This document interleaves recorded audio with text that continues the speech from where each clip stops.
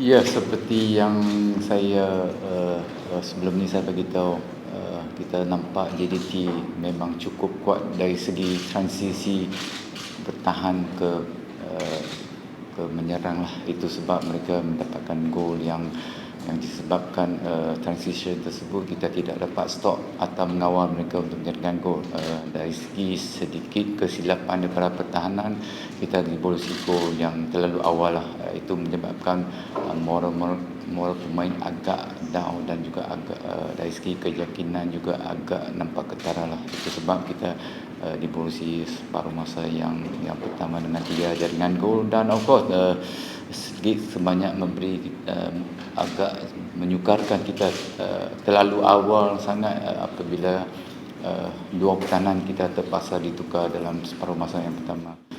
Itu menyebabkan sedikit sebanyak menyebabkan dari segi hilang kawalan daripada shape pasukan dari bertahan lah. Itu sebab, dan of course secara keseluruhannya saya nampak kita bermain juga begitu baik menyerang sebagai satu pasukan, dan overall saya as a coach saya tak boleh complain because of commitment of setiap pemain lah. Tetapi yang utama adalah kita perlu ada watak atau karakter yang mentally memang kuat untuk bersaing dengan JTT nantilah. Kecewa dengan kalah? Ya, as a coach, because of dia punya jaringan 4 gol, memang mana-mana jurulatih pun rasa kecewa lah. Tetapi kalau kita lihat secara keseluruhannya, kita bermain dengan begitu baik, cuma ada sedikit kesilapan dan kita perlu bekerja keras untuk pastikan kita mampu berada dalam satu tahap yang terbaik untuk bersaing dengan JDT nanti. Coach, hampir sama dia punya result untuk pertemuan seperti ini, dan coach ada menegaskan based on kekalahan tempoh hari adalah disebabkan transisi yang dilakukan oleh pasukan JDT, dan malam ini perkara yang sama berulang. Jadi adakah pemain Selangor tidak mengikut sepenuhnya arahan daripada coach, memandangkan kelebihan JDT ini sudah pun dihidu dari awal lagi? Ya, memang secara keseluruhan sebagai jurulatih kita nampak pemain-pemain mampu mengikut arahan atau taktikal pasukan, tetapi kalau kita lihat JDT berada dalam satu tahap level yang terbaik lah. Bukan kita bagi satu alasan kerana kita tahu JDT dah dominasi dalam Liga Malaysia. I think for the past 10 years so memang kita nampak level mereka cukup baik, dan kita kena bekerja keras, berusaha sebagai satu teamwork atau individu untuk pastikan kita tidak boleh berulang kesalahan atau kesilapan yang begitu besar di Borosiko, scoring yang agak sama. Itu sebab kita harap kita kena move on, kita kena belajar daripada kesilapan tersebut. We have to forget this FA Cup. Kita yang penting adalah tumpuan kepada Super League yang akan berlangsung very soon untuk perlawanan akan datang dia. 20 minit pertama Selangor nampak macam mencuba untuk bersaing dengan coach, dan ada beberapa namun selepas dibolosi seolah-olah nampak macam sukar nak kejar balik dengan momentum. Ya, kita memang sebelum dibolosi gol kita bermain dengan begitu baik, dapat juga menyerang, memberi tekanan kepada pertahanan JTT, dan di situlah seperti yang saya bagi tahu, transition tersebut kadang-kadang kita tidak menjaringkan gol daripada counter attack, kualiti hantaran terbaik daripada JTT kita dibolosi gol lah. Itu yang agak beza dari segi fokus dan juga keyakinan pasukan. Okay, coach, masuk break FIFA game kan.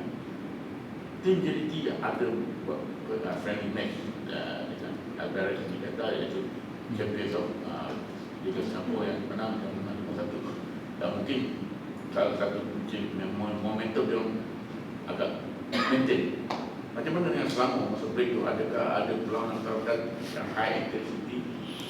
Ya, kalau kita lihat, Ya.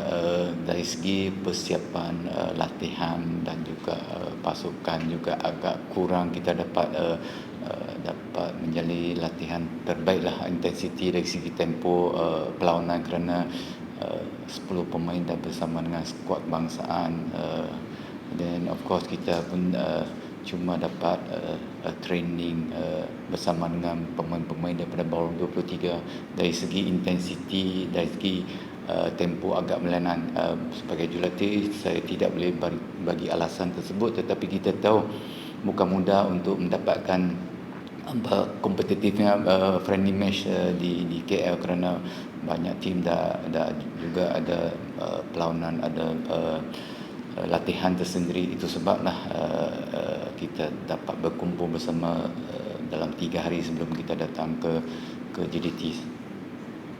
Brandon tidak memulakan aksi sebagai kesebelasan pertandingan coach, adakah ia sebahagian daripada keputusan coach ataupun Brandon berhadapan dengan masalah penciptaan?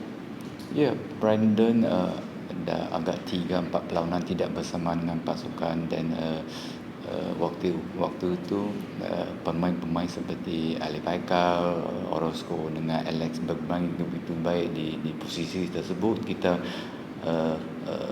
perlu memberi peluang untuk mana-mana pemain apabila beraksi dengan begitu baik, dan kita tahu Brandon bukan mudah untuk dia dapat kecederaan yang agak lama. Memang perlukan sedikit masa untuk dapatkan dia punya momentum match fitness tersebut, dan I think second half dia bermain begitu baik. Dia so far team perlu dia punya leadership dan pasukan juga. Tersingkirnya Selangor dari PLFA sekaligus memadam peluang Selangor ke Asia sekali lagi untuk seperti yang diharapkan daripada para penyokong. Ini adakah itu akan menambah tekanan? Dan satu lagi, apa perkara positif yang coach dapat daripada pasukan coach walaupun kalah perlawanan?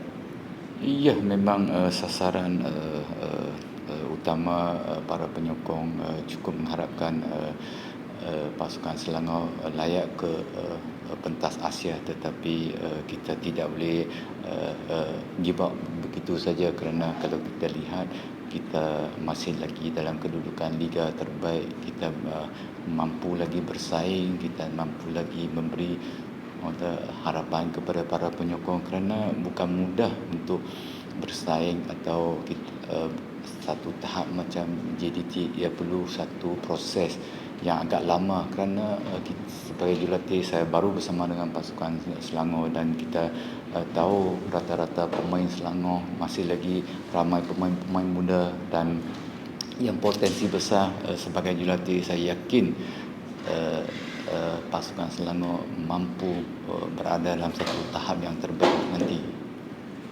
Coach, ini kali pertama coach hadir ke stadium SSI sebagai pelatih bawah pasukan tersebut. Tapi in term of permulaan ini mungkin dari segi result ada tidak baik coach. Tapi apa yang coach dapat?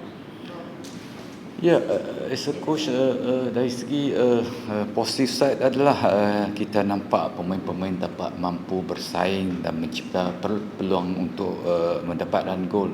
Tetapi seperti saya beritahu, kita masih lagi perlu bekerja keras. Kita pasti ada penambahan baik di masa hadapan, kerana tahap kita belum sampai lagi tahap yang orang kata kita dah satu tahap yang berlain. Tetapi kalau kita bekerjasama sebagai satu pasukan, I think sokongan kepada manajemen dan para penyokong, saya rasa kita mampu bersaing dalam liga juga. Mazlan macam mana coach? Sorry? Condition Fazli Mazlan? Dia agak hamstring tu, kita perlu dapat akses sepenuhnya, kerana keadaan tersebut menyebabkan terpaksa dia keluar saja. Dan juga Yazan ada groin injury juga, ya. Penambahbaikan tu adakah pada general pembinaan kedua ni mau masuk beberapa muka baru import dari lokal? Ya, dari segi penambahan baik mungkin kita akan bincang bersama dengan manajemen, perlukah kita bawa import yang yang lebih baik sebelum ni, atau kita kekalkan pasukan, atau kita bekerja keras untuk pastikan. I think kalau kita bekerja keras with a good team spirit, we can reach somewhere yang kita rasa kita mampu memberi persaingan cukup baik untuk Liga nanti. Okay, coach. Okay, thank you.